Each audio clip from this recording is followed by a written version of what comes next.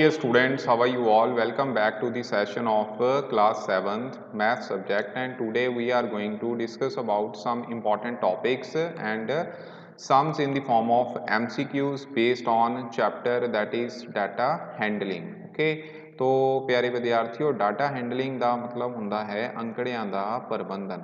तो ਅੱਜ ਦੀ ਸਾਡੀ ਜੋ ਇਹ ਕਲਾਸ ਹੈ ਬੱਚੋ ਇਹ ਕੀ ਹੈ ਅੰਕੜਿਆਂ ਦੇ ਪ੍ਰਬੰਧਨ ਦੇ ਚੈਪਟਰ ਦੇ ਰਿਲੇਟਿਡ ਕੁਝ ਇੰਪੋਰਟੈਂਟ ਸਮਸ ਜਿਹੜੇ ਨੇ ਤੇ ਟੌਪਿਕਸ ਜਿਹੜੇ ਨੇ ਉਹ ਅਸੀਂ ਡਿਸਕਸ ਕਰਨ ਜਾ ਰਹੇ ਹਾਂ। ਸੋ ਆਓ ਪਿਆਰੇ ਵਿਦਿਆਰਥੀਓ ਇਹ ਟੌਪਿਕ ਸਟਾਰਟ ਕਰਦੇ ਹਾਂ। ਇਸ ਵਿੱਚ ਸਭ ਤੋਂ ਪਹਿਲਾ ਜਿਹੜਾ ਟੌਪਿਕ ਹੈਗਾ ਹੈ ਉਹ ਬੱਚੇ ਹੈਗਾ ਅੰਕ ਗਣਿਤਿਕ ਮੱਧਮਾਨ ਮਤਲਬ ਅਰਿਥਮੈਟਿਕ ਮੀਨ। ਠੀਕ ਹੈ, ਕੀ ਹੈ ਅਰਿਥਮੈਟਿਕ ਮੀਨ। ਤੇ ਪਿਆਰੇ ਵਿਦਿਆਰਥੀਓ ਅਰਿਥਮੈਟਿਕ ਮੀਨ ਦੇ ਮੈਂ ਡਾਇਰੈਕਟ ਫਾਰਮੂਲੇ ਤੇ ਜਾਣ ਲੱਗਾ। ਇਸ ਦਾ ਫਾਰਮੂਲਾ ਕੀ ਹੁੰਦਾ ਹੈ, ਮਤਲਬ ਤੁਸੀਂ ਅਗਰ ਕਿਸੇ ਵੀ ਦਿੱਤੇ ਹੋਏ ਅੰਕੜਿਆਂ ਦਾ ਮੱਧਮਾਨ ਫਾਈਂਡ ਆਊਟ ਕਰਨਾ ਹੈ ਤੇ ਤੁਸੀਂ ਕੀ ਕਰਨਾ ਹੈ, ਉਹਨਾਂ ਅੰਕੜਿਆਂ ਦੇ ਮਤਲਬ ਜੋ ਪ੍ਰੇਖਣ ਤੁਹਾਨੂੰ ਦਿੱਤੇ ਹੋਣਗੇ, ਅੰਕੜਿਆਂ ਨੂੰ ਕਹਿੰਦੇ ਨੇ ਬੱਚੇ ਇੱਥੇ ਪ੍ਰੇਖਣ ਦਾ ਮਤਲਬ ਹੁੰਦਾ ਹੈ ਆਬਜ਼ਰਵੇਸ਼ਨਸ। ਠੀਕ ਹੈ, ਜੋ ਵੀ ਆਬਜ਼ਰਵੇਸ਼ਨ ਤੁਹਾਨੂੰ ਗਿਵਨ ਹੋਣਗੀਆਂ ਤੁਸੀਂ ਉਹਨਾਂ ਦਾ ਕੀ ਹੈ ਜੋੜ ਕਰ ਦੇਣਾ ਹੈ। ਠੀਕ ਹੈ, ਮਤਲਬ ਉਹਨਾਂ ਦਾ ਟੋਟਲ ਕਰ ਦੇਣਾ ਹੈ ਤੇ ਫਿਰ ਉਸ ਤੋਂ ਬਾਅਦ ਜਿੰਨੇ ਅੰਕੜੇ ਤੁਹਾਨੂੰ ਗਿਵਨ ਨੇ ਮਤਲਬ ਨੰਬਰ ਆਫ ਆਬਜ਼ਰਵੇਸ਼ਨਸ ਜਿਹੜੀਆਂ ਨੇ ਠੀਕ ਹੈ ਉਹਨਾਂ ਦੀ ਗਿਣਤੀ ਠੀਕ ਹੈ ਉਹਦੇ ਨਾਲ ਤੁਸੀਂ ਕੀ ਹੈ ਡਿਵਾਈਡ ਕਰ ਦੂੰਗੇ ਤੇ ਪਿਆਰੇ ਵਿਦਿਆਰਥੀਓ ਤੁਹਾਨੂੰ ਕੀ ਹੈ ਤੁਹਾਨੂੰ ਮੱਧਮਾਨ ਪ੍ਰਾਪਤ ਹੋਵੇਗਾ। ਮਤਲਬ ਕਿ ਤੁਸੀਂ ਉਹਨਾਂ ਅੰਕੜਿਆਂ ਦਾ ਮੀਨ ਵੈਲਿਊ ਜਿਹੜੀ ਆ ਉਹ ਫਾਈਂਡ ਆਊਟ ਕਰ ਸਕਦੇ ਹੋ। ਠੀਕ ਹੈ, ਤੇ ਇਸ ਨੂੰ ਸਮਝਣ ਲਈ ਬੱਚੇ ਅਸੀਂ ਇੱਕ ਸਮ ਕਰਦੇ ਹਾਂ ਜੋ ਤੁਹਾਡੀ ਸਕਰੀਨ ਦੇ ਉੱਪਰ ਫਲੈਸ਼ ਹੋ ਰਿਹਾ। ਇਸ ਵਿੱਚ ਦੇਖੋ ਕੀ ਹੈਗਾ ਕਿ ਅਮਨ ਸਟੱਡੀਜ਼ ਫॉर 3 ਆਵਰਸ। ठीक है, for 3 hours 5 hours 2 hours and 6 hours on 4 consecutive days. ठीक है, कि अमन 4 दिन लगातार पढ़ रहा है। ठीक है, पहले दिन वो 3 घंटे, दूसरे दिन 5 घंटे, तीसरे दिन 2 घंटे तो चौथे दिन 6 घंटे वो पढ़ता हैगा। ठीक है, तो बच्चों हुण असीं दसना है कि वो एवरेज ऑन ਜਿਹੜੀ ਹੈ ਇੱਕ ਦਿਨ ਦੀ ਕਿੰਨੀ ਸਟੱਡੀ ਪਰ ਡੇ ਕਿੰਨੀ ਸਟੱਡੀ ਕਰਦਾ ਹੈ, means how many hours does he study ਪਰ ਡੇ ਔਨ ਐਨ ਐਵਰੇਜ। ਠੀਕ ਹੈ, ਤੋ ਪਿਆਰੇ ਵਿਦਿਆਰਥੀਓ ਇਸ ਨੂੰ ਕਰਨ ਲਈ ਅਸੀਂ ਕੀ ਕਰਾਂਗੇ, ਅਸੀਂ ਜੋ ਸਾਨੂੰ ਅੰਕੜੇ ਦਿੱਤੇ ਨੇ ਠੀਕ ਹੈ ਤੋ ਉਹਨਾਂ ਦਾ ਕੁੱਲ ਜਿਹੜਾ ਆ ਮਤਲਬ ਅਸੀਂ ਟੋਟਲ ਆਵਰਸ ਜਿਹੜੇ ਨੇ ਉਹ ਅਸੀਂ ਫਾਈਂਡ ਆਊਟ ਕਰ ਲਾਂਗੇ। ਠੀਕ ਹੈ, ਕਿ ਅਮਨ ਕੁੱਲ ਕਿੰਨੇ ਘੰਟੇ ਪੜ੍ਹਦਾ ਹੈ। ਠੀਕ ਹੈ, तो वो किन्ने हो गए उन्होंने तुसीं पहला फाइंड आउट करना है। देखो टोटल आवर्स का मतलब इत्थे की है, पहला 3 घंटे है, फिर 5 हैगा, फिर 2 है, फिर की है 6। ठीक है, तो इन्हां सारिਆਂ ਨੂੰ ਤੁਸੀਂ ਕੀ ਹੈ ਜੋੜ ਕਰ ਦੇਣਾ ਹੈ। ਜਦੋਂ ਤੁਸੀਂ ਜੋੜ ਕਰੋਗੇ 5 3 8 8 ਜਮਾ 2 ਕਿੰਨੇ ਹੋ ਗਏ 10 10 ਜਮਾ 6 ਹੋ ਗਏ 16। ਠੀਕ ਹੈ, तो ਕੁੱਲ ਘੰਟੇ ਇੰਨੇ ਹੋ ਗਏ ਤੇ ਬੱਚੋ ਕੁੱਲ ਦਿਨ ਜਿਹੜੇ ਨੇ ਉਹ ਤੁਹਾਨੂੰ ਕਿੰਨੇ ਦਿੱਤਾ ਹੋਇਆ, ਦੇਖੋ ਕੁੱਲ ਦਿਨ ਹੈਗੇ ਨੇ ਇੱਥੇ 4। ਠੀਕ ਹੈ, ਤੇ ਜੇਕਰ ਤੁਸੀਂ ਹੁਣ ਇਹਦਾ ਮੱਧਮਾਨ ਦਾ ਮਤਲਬ ਕੀ ਹੈ ਮੀਨ ਫਾइंड आउट करना है, then you will divide 16 by 4 मतलब कि टोटल आवर्स ਨੂੰ ठीक है total days total number of days ਜਿਹੜੇ ਨੇ ਉਹਦੇ ਨਾਲ ਕੀ ਹੈ डिवाइड कर दूंगे ਤੇ ਬੱਚੋ ਇਹ ਆਨਸਰ ਕਿੰਨਾ ਆ ਜਾਏਗਾ 4 आवर्स के मतलब ਉਹ एवरेज ऑन एक पर डे 4 आवर्स ਜਿਹੜਾ ਹੈ ਉਹ ਸਟੱਡੀ ਕਰਦਾ ਹੈ। ਠੀਕ ਹੈ, तो इस तरह ਅਸੀਂ ਮੀਨ ਫਾइंड आउट ਕਰਦੇ ਹਾਂ। ਠੀਕ ਹੈ, तो अगला ਬੱਚੇ ਕੁਐਸਚਨ ਹੁਣ ਤੁਸੀਂ ਖੁਦ ਕਰਨ ਦੀ ਕੋਸ਼ਿਸ਼ ਕਰੋ ਤੇ ਆਨਸਰ ਜਿਹੜਾ ਹੈ ਉਹ ਤੁਸੀਂ ਲਾਈਵ ਚੈਟ ਜਿਹੜੀ ਹੈ ਉਹਦੇ ਵਿੱਚ ਕਮੈਂਟ ਬਾਕਸ 'ਚ ਲਿਖ ਸਕਦੇ ਹੋ। ਠੀਕ ਹੈ, ਤੇ ਮੈਂ ਵੇਟ ਕਰ ਰਿਹਾ ਤੁਹਾਡੇ ਆਨਸਰ ਦੀ। ਦੇਖੋ ਇਹ ਕੁਐਸਚਨ ਹੈਗਾ find the mean of first 5 prime numbers. ਤੇ ਬੱਚੋ ਸਭ ਤੋਂ ਪਹਿਲਾਂ ਤੇ ਤੁਹਾਨੂੰ ਪ੍ਰਾਈਮ ਨੰਬਰਸ ਦਾ ਪਤਾ ਹੋਣਾ ਚਾਹੀਦਾ। ਪ੍ਰਾਈਮ ਨੰਬਰ ਨੂੰ ਬੱਚੋ ਪੰਜਾਬੀ 'ਚ ਆਖਦੇ ਨੇ ਅਭਾਜ ਸੰਖਿਆਵਾਂ, ਮਤਲਬ ਕਿ ਉਹ ਸੰਖਿਆਵਾਂ ਜਿਹੜੀਆਂ ਕਿ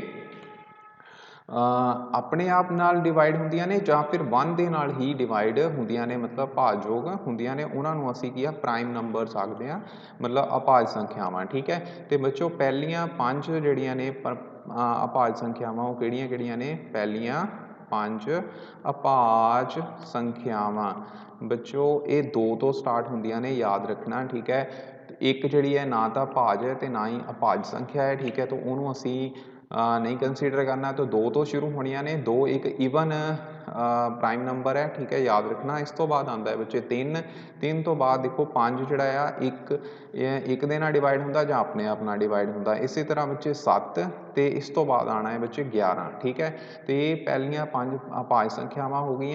इन्हां दा जोड़ कितना होएगा बच्चे 2 जमा 3 5 5 जमा 3 कितना हो गया 5 ਜਮਾ 5 10, 10 5 17, 17 ਤੇ 5 11 ਕਿੰਨੇ ਹੋ ਗਏ 28, ਠੀਕ ਹੈ। ਤਾਂ ਜੋੜ ਇਹਦਾ ਕੀ ਹੋ ਗਿਆ, ਪਹਿਲੀਆਂ 5 ਅਭਾਜ ਸੰਖਿਆਵਾਂ ਦਾ ਜੋੜ ਜਿਹੜਾ ਹੈ ਉਹ ਕਿੰਨਾ ਹੋ ਗਿਆ, ਟੋਟਲ ਕਿੰਨਾ ਹੋ ਗਿਆ ਹੈ 28 ਹੋ ਗਿਆ, ਠੀਕ ਹੈ। ਤੇ ਪਿਆਰੇ ਵਿਦਿਆਰਥੀਓ ਹੁਣ ਇਹਦਾ ਮੱਧਮਾਨ ਜੇ ਤੁਸੀਂ ਫਾਈਂਡ ਆਊਟ ਕਰਨਾ ਹੈ, ਮੱਧਮਾਨ ਦਾ ਮਤਲਬ ਕੀ ਹੈ ਮੀਨ, ਠੀਕ ਹੈ। ਤਾਂ ਮੀਨ ਕਿੰਨਾ ਹੋਏਗਾ 28 ਬਟਾ ਕਿੰਨੀਆਂ ਸੰਖਿਆਵਾਂ ਨੇ 5, 5 ਨਾਲ ਇਹਨੂੰ ਕੀ ਹੈ ਡਿਵਾਈਡ ਕਰ ਦੂੰਗੇ।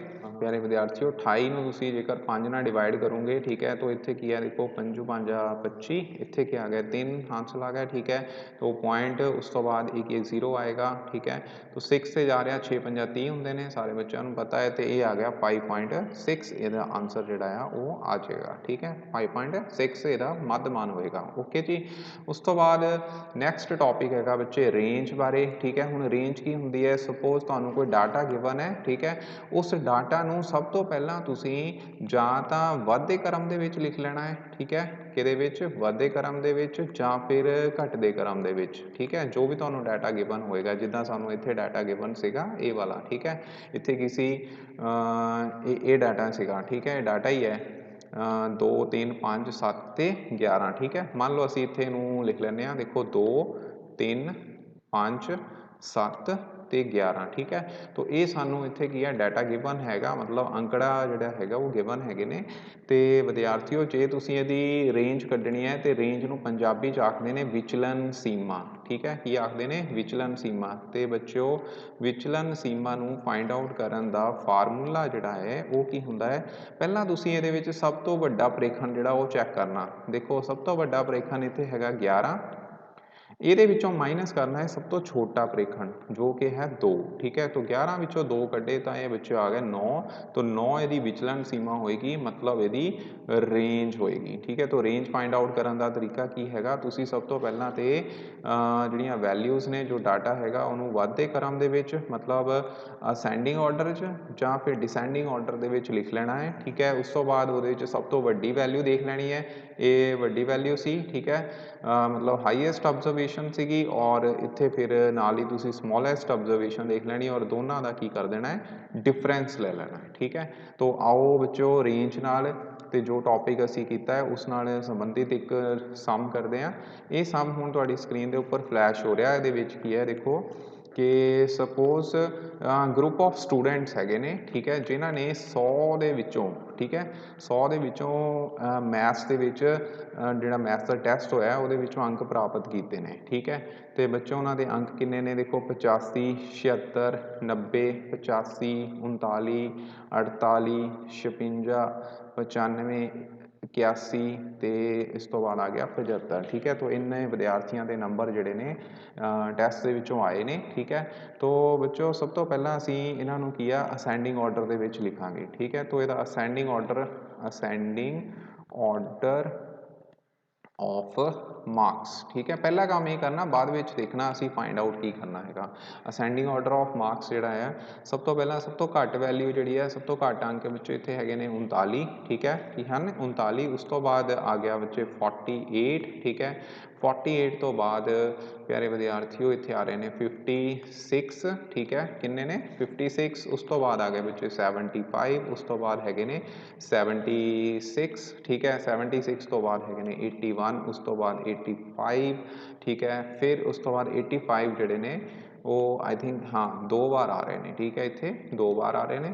ਉਸ ਤੋਂ ਬਾਅਦ ਨੈਕਸਟ ਹੈਗੇ ਨੇ ਬੱਚੇ 90 ਤੇ ਉਸ ਤੋਂ ਬਾਅਦ ਨੇ 95, ਠੀਕ ਹੈ। ਤਾਂ ਆਬਜ਼ਰਵੇਸ਼ਨ ਕਿੰਨੀਆਂ ਹੋ ਗਈਆਂ 1 2 3 4 5 6 7 8 9 10, ਠੀਕ ਹੈ। ਸੋ 10 ਸਟੂਡੈਂਟਸ ਮਤਲਬ ਕਿ ਸਾਡੇ ਕੋਲ 10 ਨੰਬਰ ਆਫ ਆਬਜ਼ਰਵੇਸ਼ਨਸ ਇੱਥੇ ਹੈਗੀਆਂ ਨੇ, ਠੀਕ ਹੈ। ਇਹ ਵੀ ਅਸੀਂ ਕਾਊਂਟ ਕਰ ਲਿਆ, ਠੀਕ ਹੈ।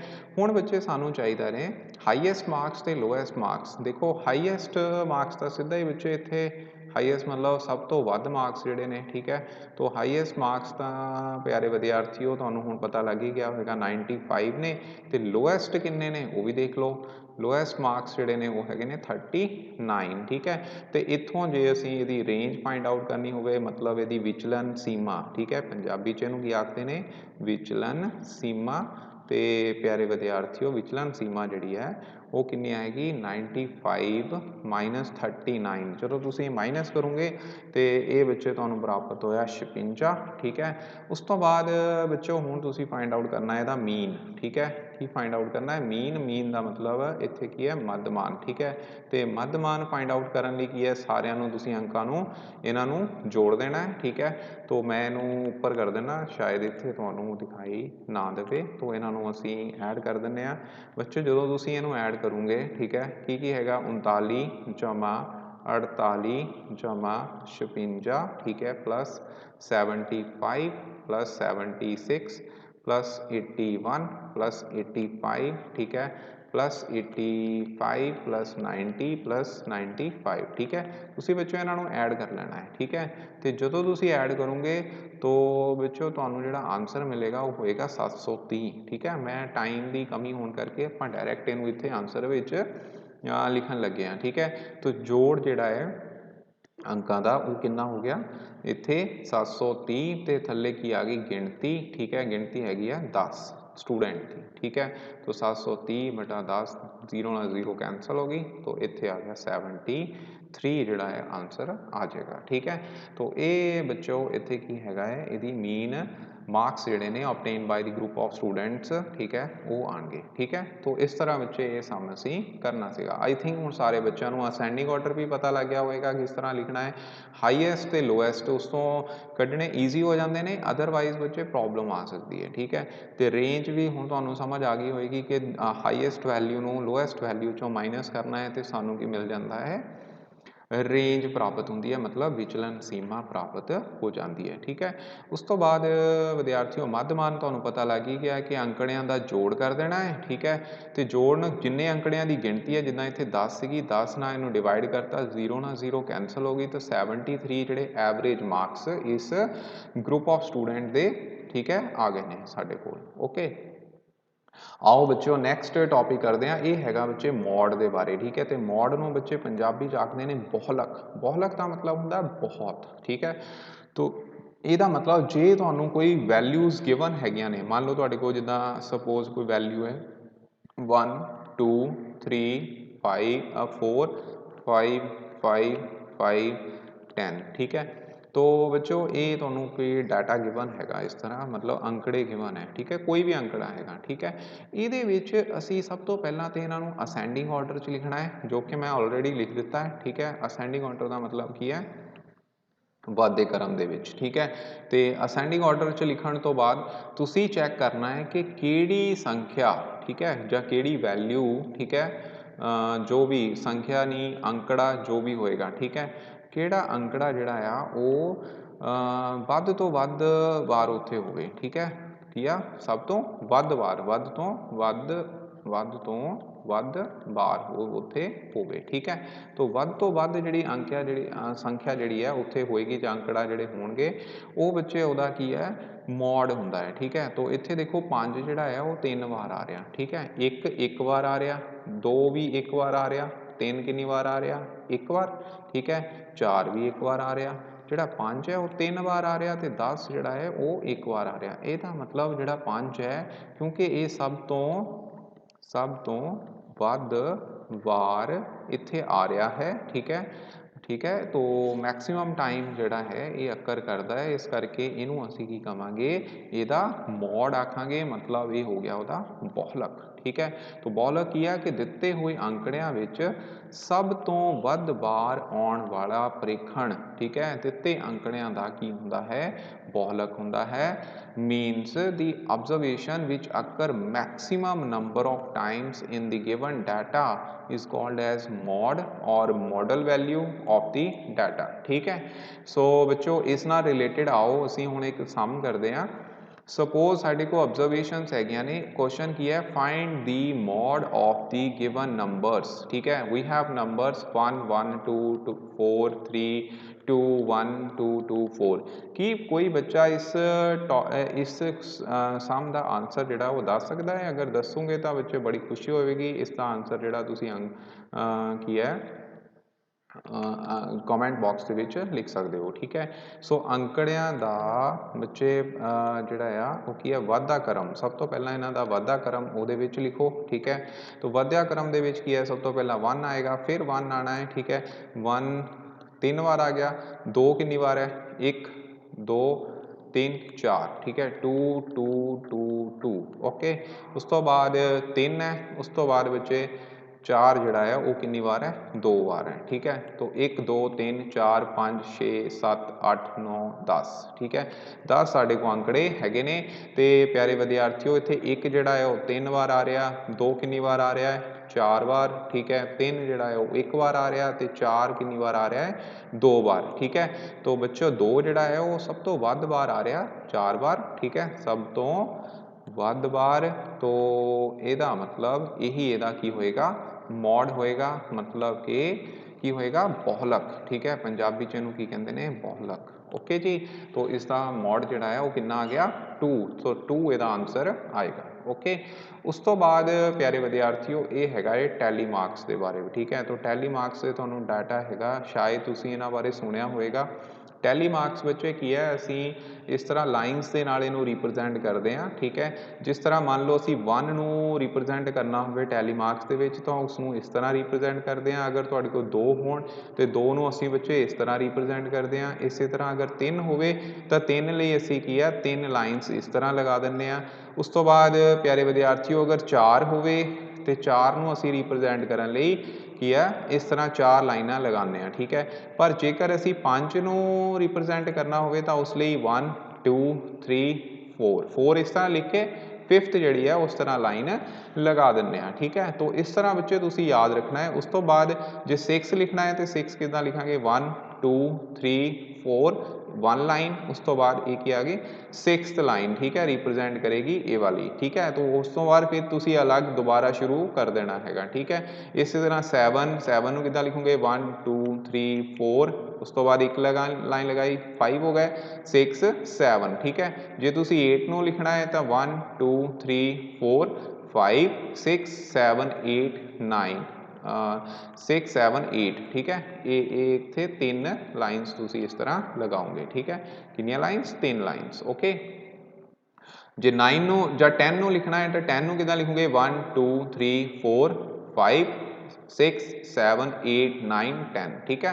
तो आई थिंक ਸਾਰੇ ਬੱਚਿਆਂ ਨੂੰ ਇਹ ਜਿਹੜੀ ਹੈ ਟੈਲੀ ਮਾਰਕਸ ਦੇ ਬਾਰੇ ਪਤਾ ਚੱਲ ਗਿਆ ਹੋਵੇਗਾ, ਠੀਕ ਹੈ। ਤੇ ਪੰਜਾਬੀ 'ਚ ਇਹਨੂੰ ਟੈਲੀ ਮਾਰਕਸ ਨੂੰ ਆਖਦੇ ਨੇ ਬੱਚੇ ਮਿਲਾਨ ਚਿੰਨ੍ਹ, ਠੀਕ ਹੈ। ਕੀ ਆਖਦੇ ਨੇ, ਮਿਲਾਨ ਚਿੰਨ੍ਹ। ਸਾਰੇ ਬੱਚਿਆਂ ਨੇ ਯਾਦ ਰੱਖਣਾ ਹੈ। ਕੋਈ ਤੁਹਾਨੂੰ ਪੇਪਰ 'ਚ ਪੁੱਛ ਸਕਦਾ ਹੈ ਕਿ ਸਪੋਜ਼ ਆਹ ਵੈਲਿਊ ਜਿਹੜੀ ਹੈ ਕਿਸ ਨੂੰ ਰਿਪਰਜੈਂਟ ਕਰਦੀ ਹੈ, ਤਾਂ ਤੁਸੀਂ ਯਾਦ ਰੱਖਣਾ 1 2 3 4 5 ਇਹ ਕੀ ਹੈ, 5 ਨੂੰ ਰਿਪਰਜੈਂਟ ਕਰਦੀ ਹੈ, ਓਕੇ ਜੀ।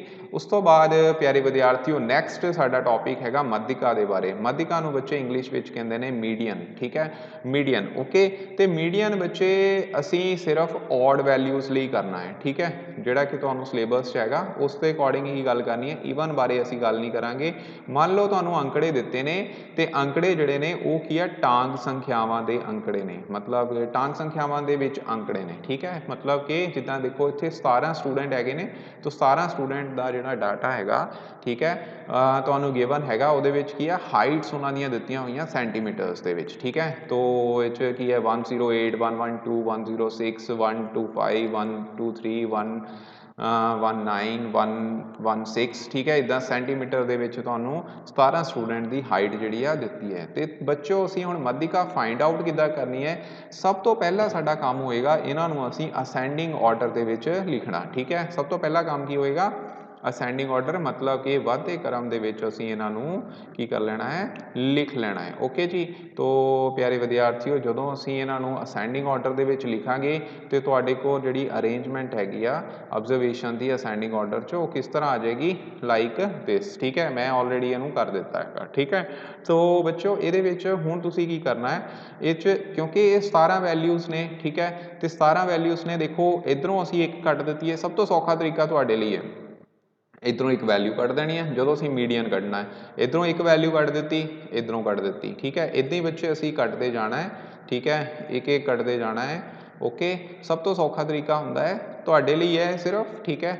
तो प्यारे विद्यार्थियों इस तरह तुसी कटते जाओगे तो तुहाडे कोल जिहड़ी है एक वैल्यू मिडल दे विच बच गई। ठीक है, जिहड़ी ये मिडल वैल्यू है यही बच्चे इहदी की होएगी मीडियन दी वैल्यू होएगी, मतलब ये होएगी मध्यिका। ठीक है, सो वी कैन से कि median refers to the value which lies in the middle. ठीक है, lies the middle of the data when arrange in ascending order और डिसेंडिंग ऑर्डर। ठीक है, बैटर हैगा तुसी असेंडिंग ऑर्डर ही लिखो। ठीक है, तो बच्चे हाफ जी सेंटर दे विच वैल्यू आ गई उन्होंने असी की कह दें उसकी मध्यिका आखते हैं। हाँ ठीक है, मतलब मीडियन आखते हैं। ठीक है, सो आई थिंक मीडियन बारे क्लीयर हो गया होएगा।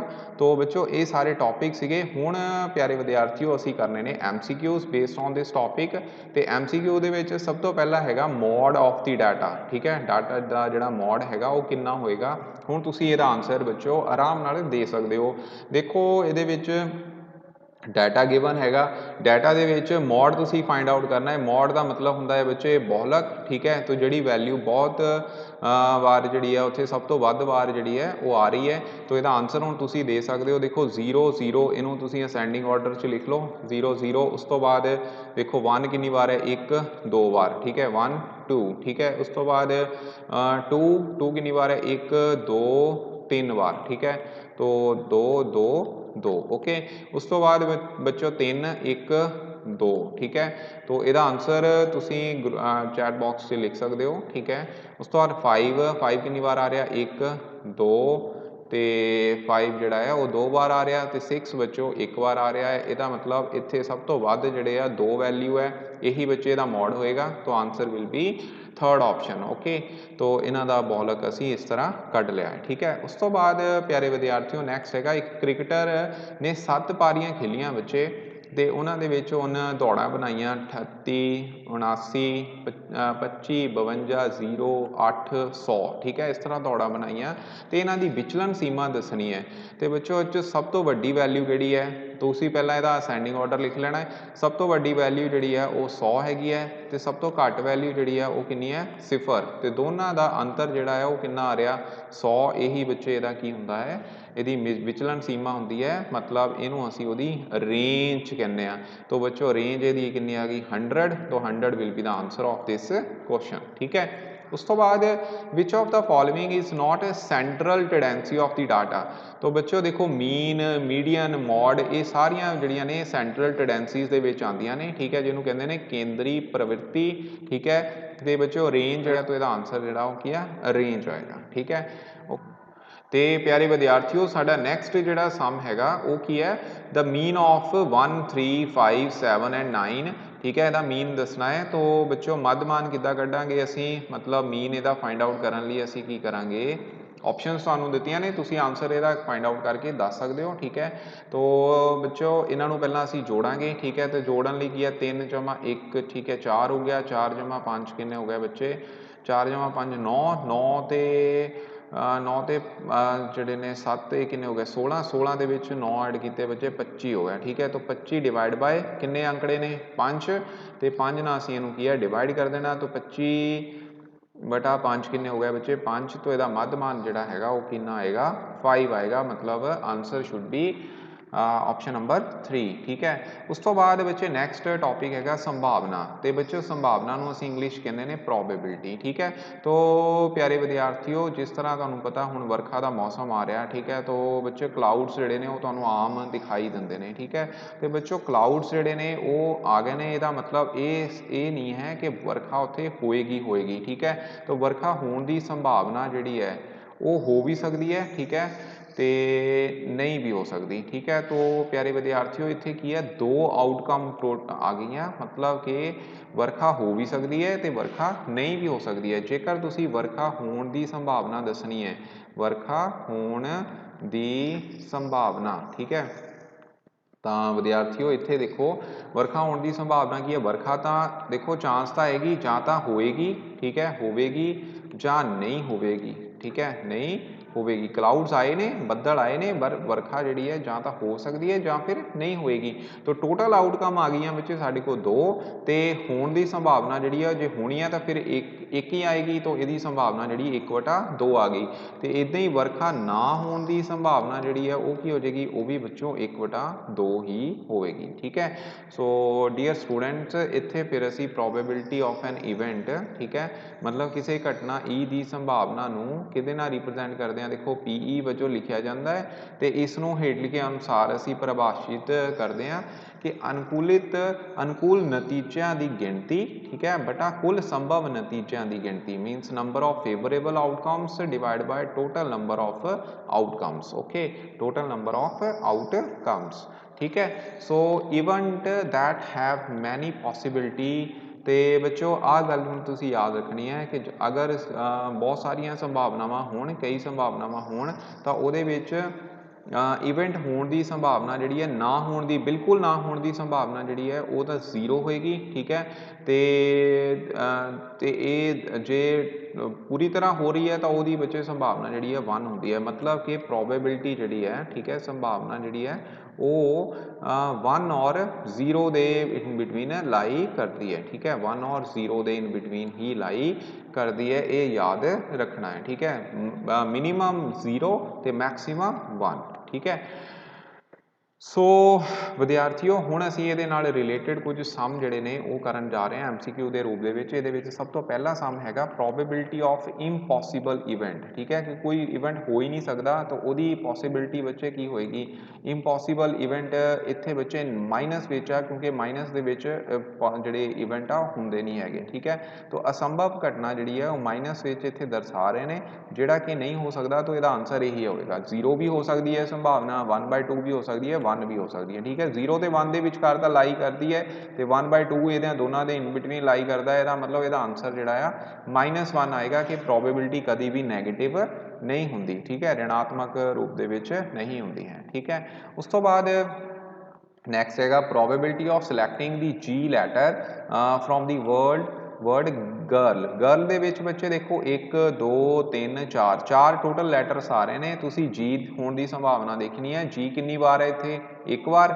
ठीक है, एक बार एक ही जी हैगी है, तो यदी संभावना जी 1/4 आ गई। मीनस प्रोबेबिलिटी जी है for selecting the letter G from the word girl. ठीक है, वर्ड गर्ल इज 1/4। ठीक है, कितनी आ जाएगी 1/4। ओके, उस तो बाद नैक्सट है एक पासे नूं सुट्टण ते संख्या 4 प्राप्त करने की संभावना। बच्चों जो असी कोई पासा सुटते हैं, ठीक है, तो पासे दे बच्चे तुसीं पासा देखा होगा इत्थे इनू पासा कहते हैं। ठीक है, डाइस यानी कि, ठीक है, तो ये बच्चे जो असी सुटते हैं तो प्रोबेबिलिटीज़ जिहड़ियां ने वो कितनियां आ सकदियां ने। देखो प्रोबेबिलिटी उहदे विच 1 हुंदा है, इदां ही बच्चे 2, इदां ही 3, इदां ही 4, इदां ही 5, इदां ही 6। ठीक है, तो प्यारे विद्यार्थियों टोटल आउटकम जिहड़ियां ने, ठीक है, टोटल संभावना जिहड़ी है वो कितनी आ गई 6। तो विद्यार्थियों इस विच 4 जिहड़ा है वो एक बारी है। ठीक है, तो इसकी संभावना जिहड़ी है वो फिर 1 कितनी आ जानी है 6 आ जानी है, तो आंसर आएगा 1/6। ओके, सो इसका 4th आंसर आएगा। ठीक है, उस तो बाद नैक्सट है एक स्कूल बैग है। ठीक है, ये school bag contain 5 white balls and 10 black balls. ठीक है, find the probability of getting the white ball from the bag. ठीक है, तो विद्यार्थियों इत्थे देखो टोटल बॉल्स कितनियां हो गई बैग्स दे विच। ये मान लो तुहाडा बैग हैगा, इस बैग दे विच 5 जड़ियाँ ने वो वाइट बॉल्स ने। ठीक है, इस तरह 5 वाइट बॉल्स ने, तो 10 जड़ियाँ ने वो की है ब्लैक बॉल्स उत्थे हैगियां ने। कितनियां 1 2 3 4 5 6 7 8 9 10। ठीक है, 10 ब्लैक बॉल्स ने, तो 5 जड़ियाँ ने वो वाइट बॉल्स ने। वाइट नूं मैं रैड नाल रिप्रजेंट इत्थे कीता हैगा। ठीक है, तो विद्यार्थियों हुण असीं प्रोबेबिलिटी फाइंड आउट करनी है वाइट बॉल की। वाइट टोटल कितनियां ने, पहला तो टोटल देख लो 5 + 10 जिहड़ा है ये कितना बन गया 15। टोटल बॉल्स इत्थे हो गई 15। तो विद्यार्थियों जिहड़ियां वाइट बॉल्स ने वो हैगियां ने 5। ठीक है, तो प्रोबेबिलिटी आ गई 5/15। ठीक है, तो ये आंसर इहदा आएगा। ठीक है, तो 5/15 नूं असीं इस तरह भी लिख सकते हैं 5 ਤੀਏ 15 ਸਾਰੇ ਬੱਚਿਆਂ ਨੂੰ ਪਤਾ ਤਾਂ 1/3 ਆਨਸਰ ਵੀ ਦਾ ਆ ਸਕਦਾ ਸੀਗਾ ਜੇ ਇਹਦੇ ਵਿੱਚ ਆਪਸ਼ਨ ਹੁੰਦੀ ਤਾਂ ਫਿਰ ਤੁਸੀਂ ਉਹ ਲਿਖਣੀ ਸੀਗੀ ਠੀਕ ਹੈ ਤਾਂ ਇੱਥੇ 5/15 ਹੈ ਤਾਂ ਇਹੀ ਆਨਸਰ ਅਸੀਂ ਦਵਾਂਗੇ ਠੀਕ ਹੈ ਉਸ ਤੋਂ ਬਾਅਦ ਪਿਆਰੇ ਵਿਦਿਆਰਥੀਓ ਲਾਸਟ ਹੈਗਾ ਇਹਨੂੰ ਬੱਚੇ ਬਾਰ ਗ੍ਰਾਫ ਆਖਦੇ ਨੇ ਇਹਨੂੰ ਸਾਰੇ ਬੱਚਿਆਂ ਨੇ ਯਾਦ ਰੱਖਣਾ ਹੈ ਠੀਕ ਹੈ ਇਹ ਗ੍ਰਾਫ ਰਿਪਰੈਜ਼ੈਂਟ ਹੈ ਇਹ ਹੁੰਦਾ ਹੈ ਸਿੰਗਲ ਬਾਰ ਗ੍ਰਾਫ ਠੀਕ ਹੈ ओके और ये बच्चे होंगे डबल बार ग्राफ ठीक है डबल बार ग्राफ जोड़ा कि असी अंकड़ियां नूं रिप्रजेंट करने लई यूज़ करते हैं ठीक है सो ये सी बच्चे अज का टॉपिक तो इसनूं सारे बच्चों ने हुण अपनी कॉपी ते नोट कर लेना है ठीक है तो इनू समझण की कोशिश करनी है जोड़ा कोई टॉपिक नहीं पता लगा वो सारे बच्चे मैनूं पूछ सकते हैं ठीक है सो थैंक यू तो ऑल दी बेस्ट बच्चे अंकड़ियां का प्रबंधन भी चैप्टर हो गया तो एक सैशन असी होर लगावांगे जिहदे विच असी सारे MCQ ਜਿਹੜੇ ਆ ਸਿਰਫ MCQ ਹੀ ਕਰਾਂਗੇ ਤੇ ਇੱਥੇ ਤਾਂ ਅਸੀਂ ਹੁਣ ਟੌਪਿਕ ਵੀ ਡਿਸਕਸ ਕਰ ਲੈਣੇ ਠੀਕ ਹੈ so thank you so much